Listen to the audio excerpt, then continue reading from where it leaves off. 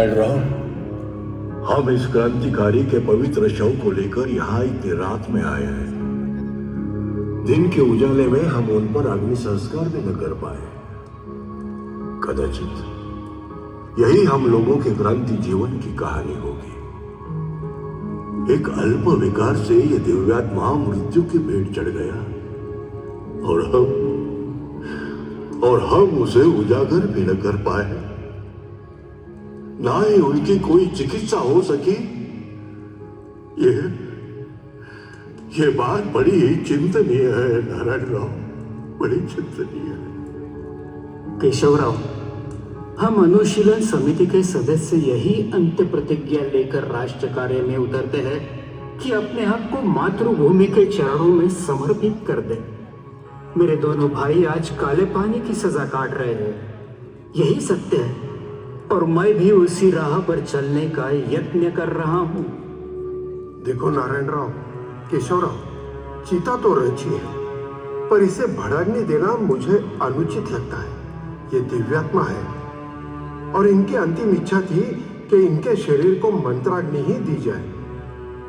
मैं जानता हूँ श्याम सुंदर, आपते जी रत्नागिरी से यहाँ आए थे, विदेश में बम बनाने का तंत्र सीखकर। यहाँ हम जैसे अनुशीलन समिति के सदस्य को वे इसी विद्या में प्रशिक्षित कर रहे थे।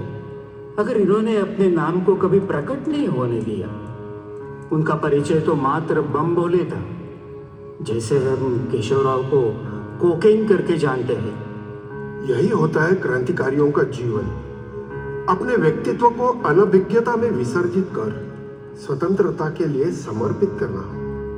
बम भोले जी को हम मंत्राग्नि ही देंगे।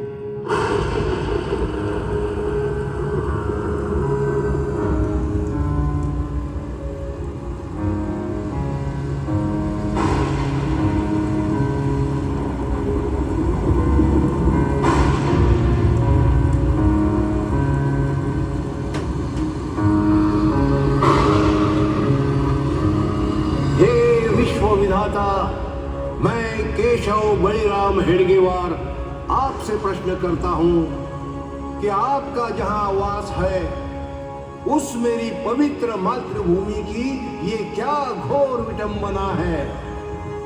विगत 1200 वर्षों से दास्यता की श्रृंखला ने इसे बद्ध किया है। चैतन्यमयी दत्त स्वरूपी गुरु श्री नृसिंह सरस्वती के सेवा में वैदिक परंपरा का अनुसरण करने वाले श्री वल्लभेश का मैं वंशज हूं।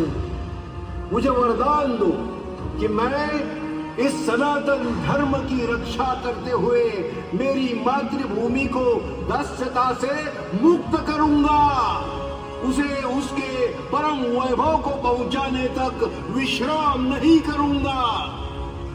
मेरे जीवन के अंतिम क्षण में भी मेरे श्वास में केवल भारत माता का ही चिंतन होता रहे। आज मेरे विचारों के द्वंद्व में एक पक्ष में प्रस्थापित जुल्मी राज व्यवस्था को ध्वस्त करने हेतु बलिदान के लिए सिद्ध कुछ सशस्त्र क्रांतिकारी हैं, और दूसरे पक्ष में इसी राज सत्ता को श्रेयस्कर मानने वाले अकर्मण्यक कई नेतागण हैं। अपने उज्जवल इतिहास का विस्मरण कर बैठा यह समाज अपने पूर्वजों के पराक्रमों को भूल गया है। दास्यता ने इस समाज पुरुष को पौरुषहीन बना दिया है। बलशाली चारित्र्यवान सेवावृत्ति पौरुष का निर्माण ही इस भारत माता का माथा गर्व से उन्नत करेगा। विश्व का कल्याण ही हमारा लक्ष्य था, है और रहेगा। कृण्वन्तो विश्वम् आर्यम्। सहस्त्र वर्षों से दास्यता की आदत पड़ चुका ये समाज अपने विगत स्वर्ण काल को कैसे पुनर्स्थापित करेगा। परवशता की इस श्रृंखला को खंडित करने का मार्ग ढूंढना ही होगा। हिंदू समाज का जागरण और सनातन धर्म का प्रतिष्ठित होना ही इस राष्ट्र का प्राण है। इस राष्ट्र के दैदीप्यमान परंपरा और संस्कृति का पुनरुत्थान करना ही होगा।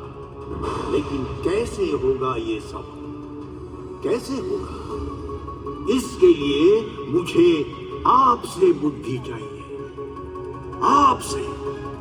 आपसे बुद्धि चाहिए, शक्ति चाहिए, वरदान चाहिए। हे केशवराज, मुझ पर कृपा करें। हे केशवराज, मुझ पर कृपा करें, कृपा करें।